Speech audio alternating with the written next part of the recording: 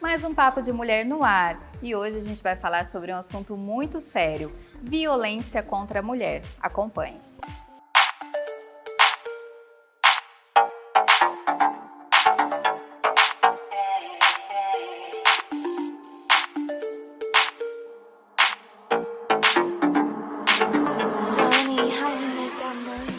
Ela é doutora em Ciências da Saúde e professora universitária. Sheila Brisquigliari, seja bem-vinda ao Papo de Mulher. Obrigada, Seja Carol. bem-vinda. Obrigada, Sandra. Leda. Obrigada a você, Sheila.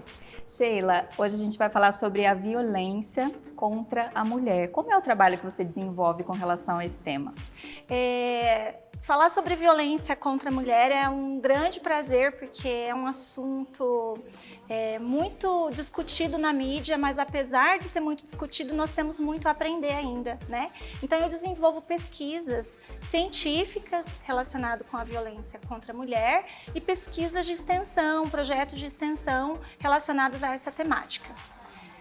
A violência contra a mulher, ela também pode ser chamada de violência doméstica ou violência de gênero, né? Então a gente ouve aí vários termos e todas elas querem dizer a mesma coisa, né? Que é agredir a mulher, e tem várias formas de violência que é pra gente poder explicar. E quais são essas formas de violência, Sheila? A violência contra a mulher, ela tem duas fases, né? Uma antes da Lei Maria da Penha e outra depois da Lei Maria da Penha.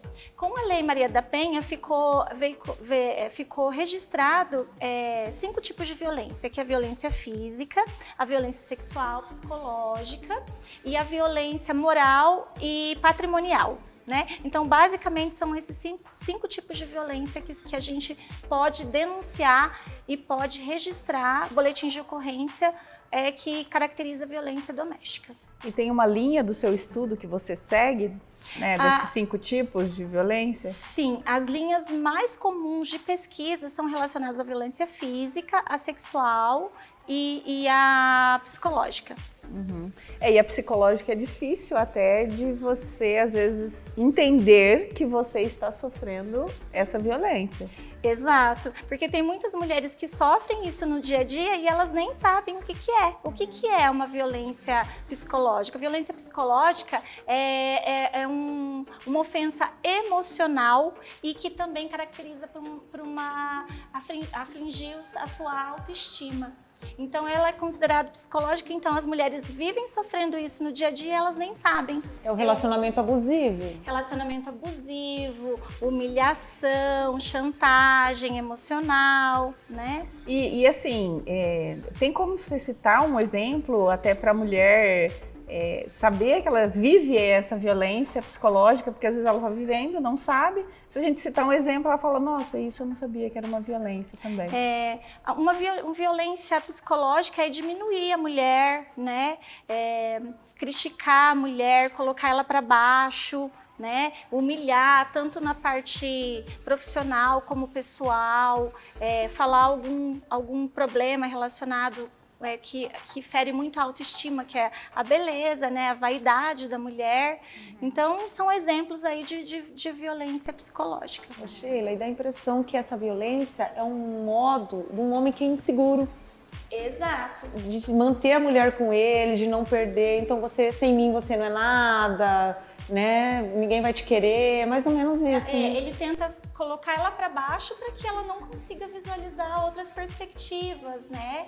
E essa diminuição reflete em todos os aspectos da vida, né? Tanto pessoal, profissional, e aí quando tem envolvimento de filho, muito pior, né? E como a mulher faz, como ela deve agir, né, para combater isso? Com quem ela tem que falar? Depois da Lei Maria da Penha, nós temos tem uma rede de atenção aí voltada, né, para denúncias, né? Depois das políticas públicas, depois que em 2006 foi implantada a Lei Maria da Penha, temos os 180, que são as ligações que funcionam todos os dias da semana, inclusive finais de semana, para todo o Brasil e para 16 países, né, que você pode estar registrando essa violência, ela pode ser anônima. Então, não existe razão e motivo para não denunciar se você sabe, né? Costuma-se falar muito assim, em briga de marido e mulher, não se mete a colher. É errado. Se mete a colher, sim. Por quê? Porque uma interferência você vai estar evitando que aconteça algo pior e também você vai estar contribuindo até para o país. Por quê? Porque uma mulher que é afastada do emprego, uma mulher que tira o seu filho da escola por causa de atentados, você está contribuindo para que isso não exista. Né? Então, nós temos um dever de cidadania de fazer isso. E tem, assim, eu vejo nos noticiários que muitas vezes as mulheres denunciam e às vezes não adianta, ou né, o homem... Como que está esse funcionamento hoje, né? Que tem mesmo essa segurança? Qual o papel da sociedade também em ajudar essa mulher? Entendi. Além do 180, nós temos o centro de referência, né? São centros de referência que dão atendimento específico para a mulher que sofre violência. Então, principalmente para aquelas mulheres que sofrem violências que pode culminar em morte, né? Então, a mulher, ela tem um local para ficar. Inclusive aqui em Maringá, esses tempos aí estava lotado, porque tem 8, 9 locais de pessoas que podem ficar nessa casa, que é uma casa que fica, o endereço não é revelado, né? Porque ela só fica lá nessas condições. Então, tem o centro de referência que ampara a mulher a nível social, o enfrentamento que ela vai ter, porque muitas mulheres são dependentes ainda do marido. Na questão financeira, né? Nós vivemos essa realidade, né? Então, muitas vezes ela não se separa do marido por essa questão, porque aí tem os filhos envolvidos também. Então, esse centro de referência, ele faz com que a mulher ela tenha um amparo para prosseguir na vida. Se né? sinta mais segura, né? Até porque eu acredito que muitas mulheres deixam de denunciar por vergonha, né? Como a sociedade vai encarar, como a minha família vai encarar, né? A questão dos filhos, o financeiro também, acredito que pese muito nessa decisão, né? Porque às vezes a mulher não tem um emprego, foi sustentada pelo marido durante a vida toda, né, durante o casamento, e isso acaba dificultando e ela se sente insegura de dar esse passo. Exato, é isso mesmo. Então, a mulher, ela vivencia esse ciclo, né? Que depois nós vamos falar um pouquinho mais sobre esse ciclo, mas ela é totalmente... Nós vivemos... A violência doméstica, ela é interrelacionada culturalmente, politicamente, biologicamente, né? Economicamente... Então, assim, ela vivencia todos os aspectos. Então, muitas vezes a gente fala assim, olha, aquela mulher sofre violência, o marido dela trata ela mal e ela não faz nada. Mas tem todo o envolvimento por trás, né? E esse lado cultural é muito forte. Me veio aqui agora, assim, às vezes é a escolha da mulher também. Ela está sofrendo uma violência doméstica, psicológica, mas ela prefere estar naquele momento, viver daquela forma, por conforto. Conforto da família, conforto, de repente, igual a Carol falou, do financeiro. Nas pesquisas de vocês, foram identificadas situações assim ou não? Na verdade, o que as pesquisas trazem, o lado referencial teórico traz, que isso é mais ou menos um mito. Porque ninguém quer ficar ninguém quer sofrer dessa forma. Então, por isso que tem muitos envolvimentos, né? Então, existe com certeza essa crítica por parte das pessoas próximas, mas na verdade ela é muito mais interior do que a gente imagina. E tem todos esses aspectos muito fortes, né? A maneira que ela foi criada, o lado social, o que ela viveu dos pais, né?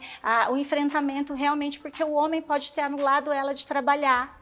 Sim. Na vida, então até então ela dependeu sempre do marido, ela vai esperar os filhos crescerem mais para tomar uma atitude. Talvez ela já medo, tenha... a vergonha, como você disse. Sim, também talvez ela já tenha atingido uma idade, né, uma certa idade, que ela não se sente preparada para entrar no mercado de trabalho, né, depois de tantos anos. Mas, como você falou sobre os ciclos, né?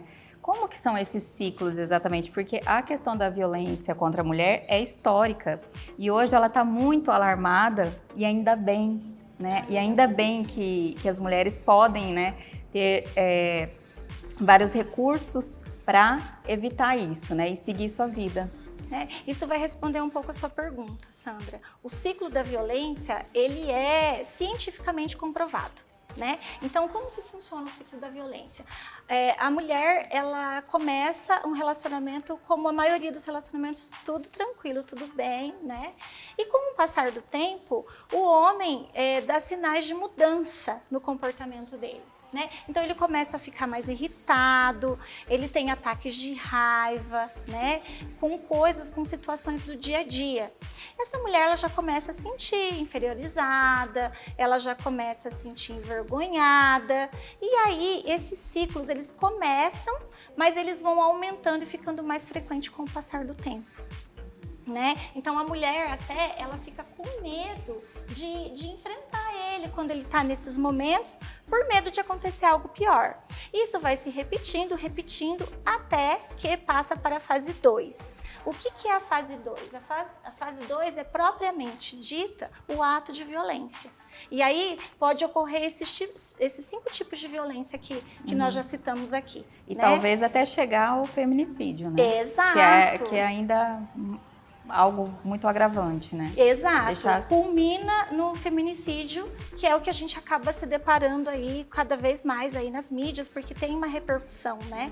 Então, o ato de violência, então, são as agressões físicas que elas são mais visíveis, né? Então, qualquer ato que fere o corpo, chacoalhão, puxão de cabelo, tapa, jogar objeto, é uma violência física. A violência sexual tem algumas diferenças aí que nem todo mundo sabe, né? Não é só o ato consentido de maneira contra a vontade, mas também é participar de alguma coisa de forma forçada ou assistir, né? O estupro, também o fato do uso de métodos contraceptivos, né? Ou você ser forçada a casar, né? Ou então o impedimento de querer ter filhos também é considerado uma violência sexual. Eu acho que é legal a gente destacar isso, porque a gente só lembra do estupro e do ato não consentido, né? E é muito mais além.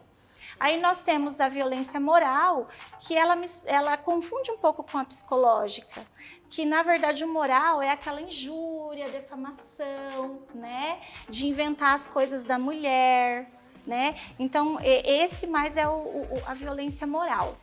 E a patrimonial é se apropriar do que é da mulher, por exemplo, do salário que ela tem. Né? Ou então de quebrar alguma coisa que é de instrumento de trabalho dela, para ela não, né? Para anular essa mulher. Uma separação, não querer também dividir tudo. Exato. Né? A apropriação dos bens de forma parcial ou total. E também o fato dessa mulher realmente não crescer e não evoluir por conta dessa anulação. Então, dentro desse ciclo, existe esses 5 tipos de violência. E acredito que, para a gente estar chegando ao finalzinho já, para a gente encerrar esse assunto, agora, né, com essa questão toda da pandemia, né, isso certamente se agravou. Muito, se agravou muito, mas só para finalizar o ciclo, que está faltando por isso que as pessoas, as mulheres, elas têm dificuldade, porque ela vivencia a fase 1, que é de tensão, a fase 2, que é da violência, mas depois vem a lua de mel, que é a reconciliação. Então, é a promessa que eu vou mudar, eu nunca mais vou fazer, eu sou bonzinho, eu vou te dar presente, foi a última vez, eu me excedi. E nisso, a mulher, ela passa a vivenciar esse ciclo por anos, às vezes uma vida inteira. Então, Sandra, é por isso que muitas vezes ela não consegue sair desse processo. Sempre naquela esperança de que o homem possa melhorar. Porque a mulher tem muito disso, né, Carol? Sim, ela investe mais na relação, ela pensa nos filhos, ela pensa na família. E isso é muito considerado, né? E respondendo a sua pergunta, Carol, aumentou muito. O que a pandemia trouxe de diferente, né? Se a gente comparar os dados de 2019 com os dados de 2020, mês a mês, teve mês que aumentou 17%. No começo da pandemia, aumentou 17%.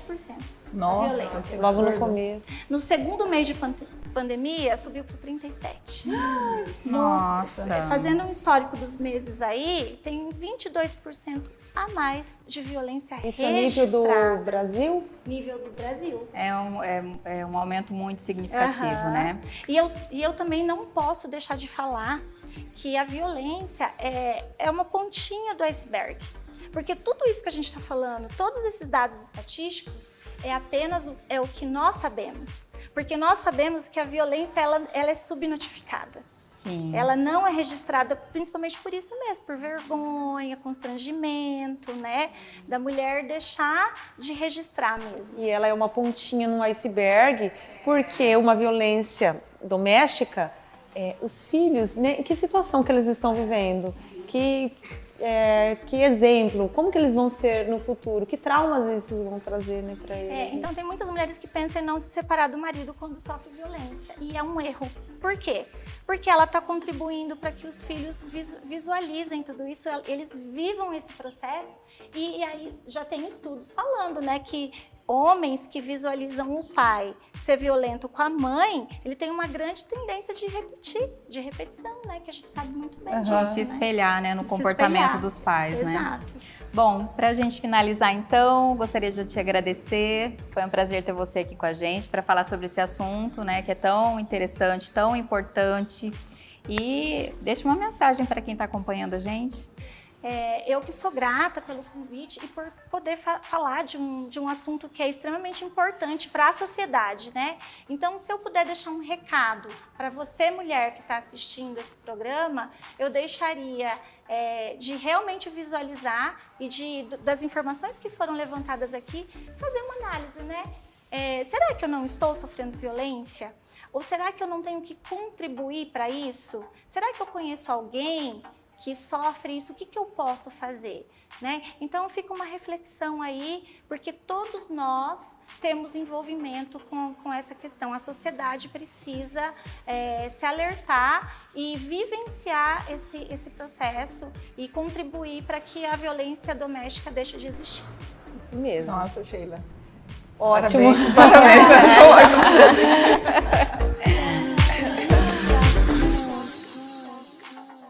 O Papo de Mulher de hoje vai ficando por aqui. E os agradecimentos especiais são ao Hotel Golden Ingá, hospedagem e moradia. Semana que vem tem mais Papo de Mulher. Até lá, tchau, tchau!